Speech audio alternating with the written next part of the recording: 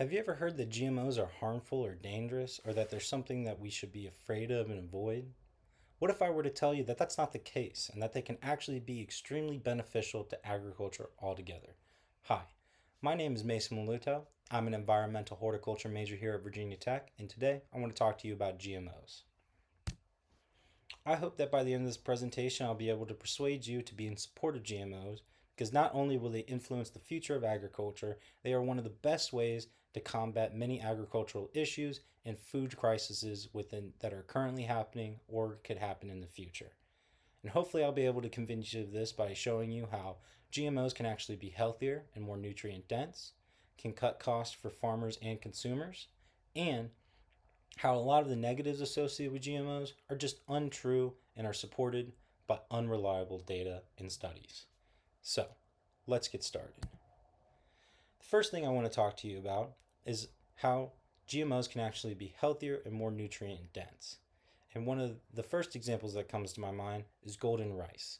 This is a genetically altered version of rice to contain beta carotene. And the reason this rice was invented was to combat VAD, or vitamin A deficiency, which is a major problem in developing countries where they do not have access to appropriate nutrition. And so this is just one example that shows how GMOs have actually been able to be enhanced to prevent issues like vitamin A deficiency within developing countries. Another example is going to be BT cotton, and this is because BT cotton is a genetically altered version of cotton that is very pest resistant. And because it's very pest resistant, farmers are not having to use nearly as much pesticides as they would normally have to with their non-GMO counterpart. And this can be seen on the chart to the right when comparing non-BT cotton to BT cotton. Non-BT cotton has a much larger amount of pesticide application to it. And because of that, you're going to see increased pesticide accumulation on those products. Unlike with BT cotton, which has a very low amount, you're going to see decreased pesticide accumulation. So that means that consumers are not ingesting or coming into contact with pesticides as much as they would with a non-GMO crop. Another example of this is going to be your biofortified cereals, which are cereal crops that are fortified with essential nutrients and fats. And this is important because these have been a major stepping stone in fighting malnutrition, especially in developing countries where, again, they're going to have food shortages or food scarcity and are not able to have access to the essential nutrients, minerals, and fats that are needed for a healthy diet. So hopefully now you can see how GMOs have actually been able to be more healthy and more nutrient dense for everybody all around. So let's move on. Next thing I want to talk about is how they can cut costs for farmers and consumers. One example that comes to mind is BT corn.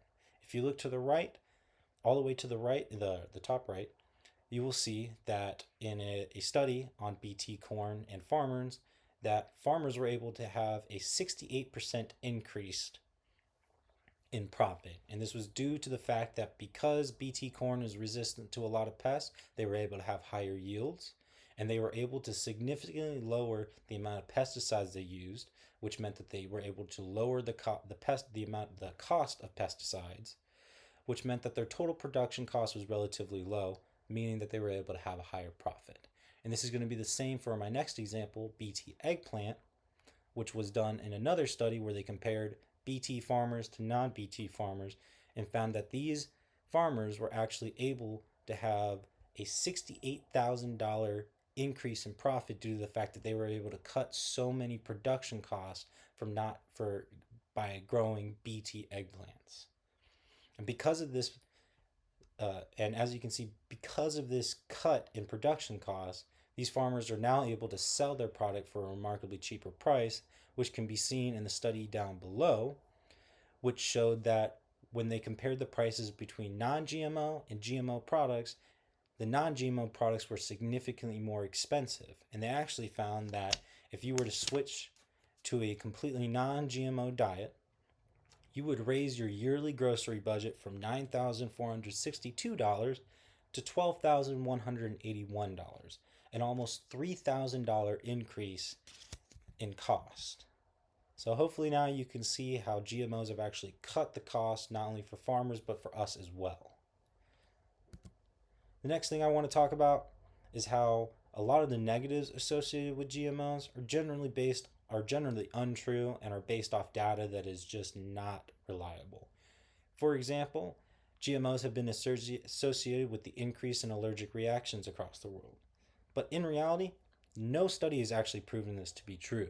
And if anything, what they've proven is that the increase in allergic reactions actually started well before GMO products were even in the market. So there's actually no correlation between GMOs being on the market and the increase in allergic reactions. Another example is how GMOs have been associated with an increase in your chance of cancer. Again, a lot of the studies done on this, especially the one that was the forefront, the rat study, have been proven to be unreliable and biased. And this is because, for example, with the rat study, they used rats that were actually already genetically prone to tumors.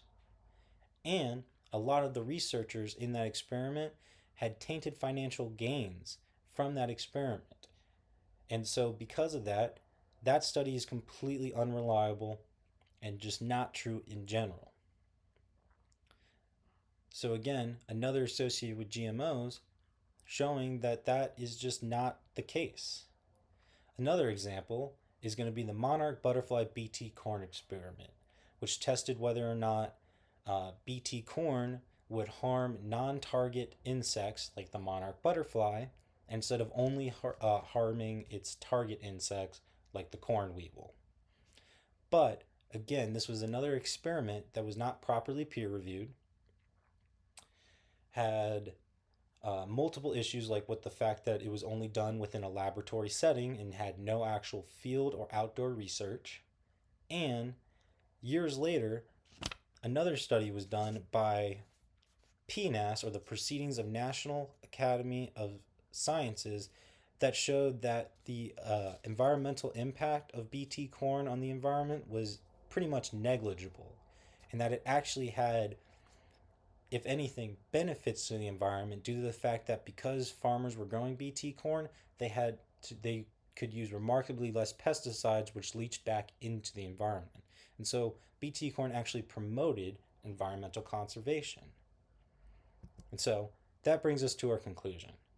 Hopefully now I've been able to show you why we should be in support of GMO goods, as they not only are going to affect the future of agriculture and the food that we all eat, but that they are actually something that can be extremely beneficial for agriculture, and that we need to change our hate towards them so that we can have better research on them and have more practice with GMO products.